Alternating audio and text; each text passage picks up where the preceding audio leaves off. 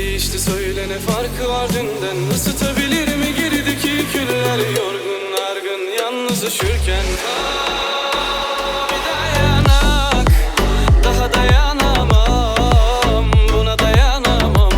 Vursunlar beni, yok benim hiç halim yok, mecalim yok, yalana dolana inancım kalmadı. Çiz beni karalama defteri gibi, ya da sil yaralama yüreğimi.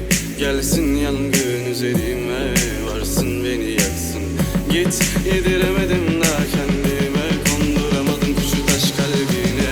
Dün seni tarihe güldüm, taşa yazılı özrüm. Geceler boyu aradım, kadehlerimi sayamadım.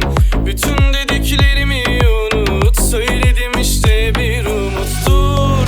Diyemem ben sana ama kal, elini ver bana son bir kere daha, bedenimi sar. Kal bana bir dayanak, daha dayanamam, buna dayanamam. Vursunlar beni,